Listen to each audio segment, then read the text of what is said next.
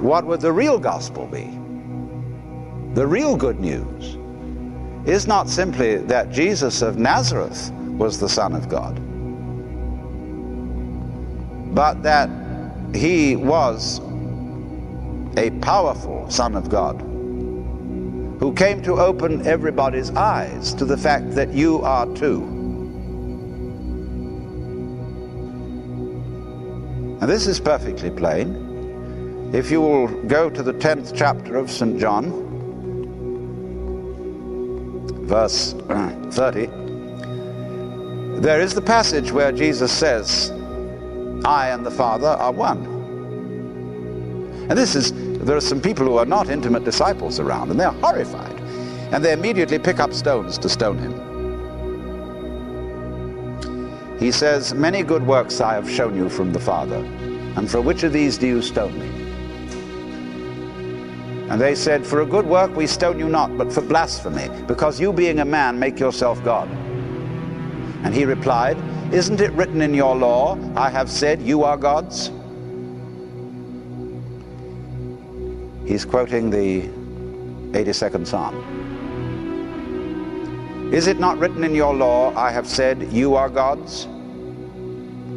If God called then those to whom he gave his word gods, and you can't deny the scriptures, how can you say I blaspheme? Because I said I am a son of God. Well, there's the whole thing in a nutshell.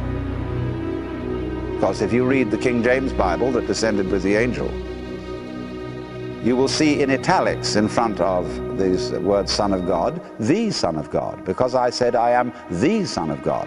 And most people think that the italics are for emphasis. They're not. The italics indicate words interpolated by the translators. You will not find that in the Greek. The Greek says a Son of God. So it seems to me here perfectly plain that Jesus got it in the back of his mind that this isn't something peculiar to himself. So when he says, I am the way, no man comes to the Father but by me, this I am, this me, is the divine in us, which in Hebrew would be called the Ruach Adonai. There's a great deal made of this by the esoteric Jews, the Kabbalists and the Hasidim. The Ruach is the breath which God breathed into the nostrils of Adam. It is differing from the soul. The individual soul in Hebrew is called nephesh. And so we translate the Ruach into the Greek pneuma and the nephesh into psyche or psyche. The spirit. And you ask a theologian what's the difference between the soul and the spirit, and he won't be able to tell you. But it's very clear in St. Paul's writings. So the point is that the Ruach is the divine in the creature, by virtue of which we are sons of, or of the nature of God. Manifestations of the divine. This discovery is the gospel, that is the good news.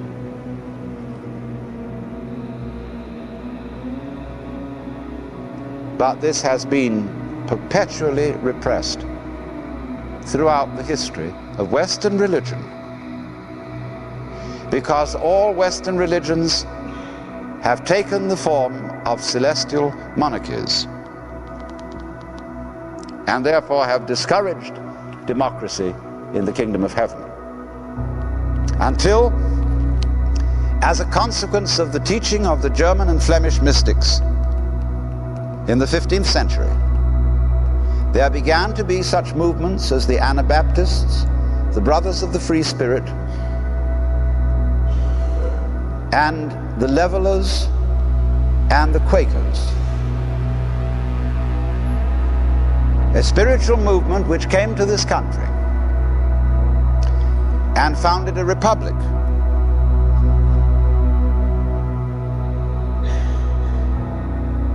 And not a monarchy. And how could you say that a republic is the best form of government if you think that the universe is a monarchy? Obviously, if God is top on a monarchy, monarchy is the best form of government. But you see, ever so many citizens of this republic think they ought to believe that the universe is a monarchy. And therefore they are always at odds with the republic. It is from principally white, racist Christians that we have the threat of fascism in this country. Because you see, they have a religion which is militant, which is not the religion of Jesus, which was the realization of divine sonship, but the religion about Jesus, which pedestalizes him, and which says only this man, of all the sons of woman, was divine, and you had better recognize it. And so it speaks of itself as the church militant, the onward Christian soldiers marching us to war.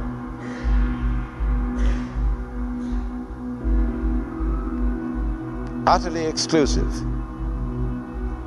convinced in advance of examining the doctrines of any other religion that is the top religion. And so it becomes a freak religion, just as it has made a freak of Jesus, an unnatural man. It claims uniqueness, not realizing that what it does teach would be far more credible if it were truly Catholic. That is to say, restated again the truths which have been known from time immemorial, which have appeared in all the great cultures of the world. But even very liberal Protestants still want to say, somehow, so as I suppose to keep the mission effort going, or to pay off the mortgage. Yes, these other religions are very good. God has no doubt revealed himself through Buddha and Lao Tzu. But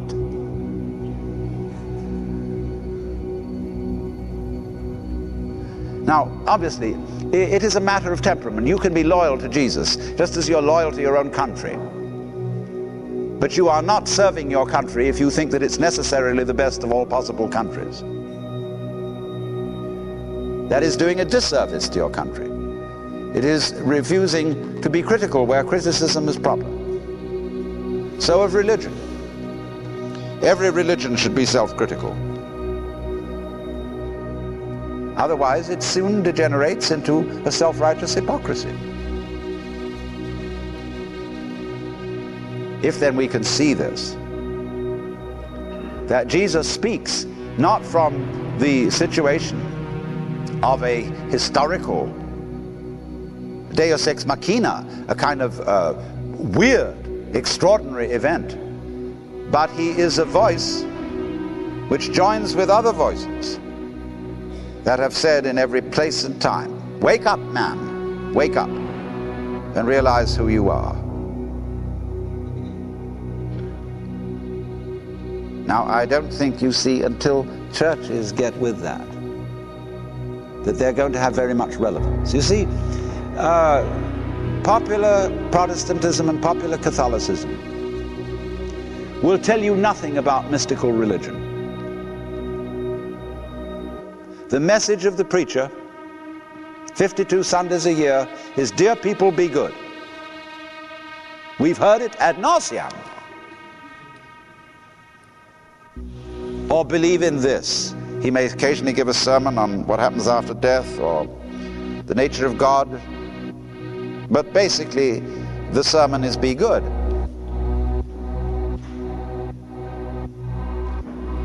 But how? As St. Paul said, to will is present with me, but how to do that which is good I find not, for the good that I would that I do not, and the evil that I would not that I do. How are we going to be changed? Obviously, there cannot be a vitality of religion without vital religious experience. And that's something much more than emoting over singing Onward Christian Soldiers. But you see, what happens in our ecclesiastical goings-on is that we run a talking shop. We pray. We tell God what to do or give advice, as if he didn't know.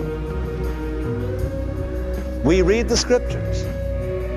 And remember, talking of the Bible, Jesus said, "You search the scriptures daily, for in them you think you have life."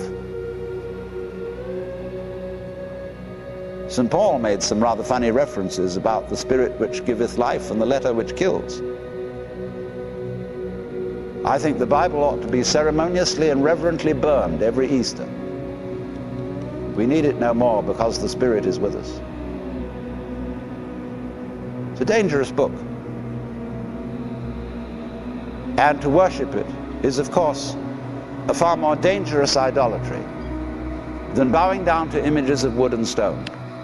Because nobody in his senses can confuse a wooden image with God, but you can very easily confuse a set of ideas with God, because concepts are more rarefied and abstract.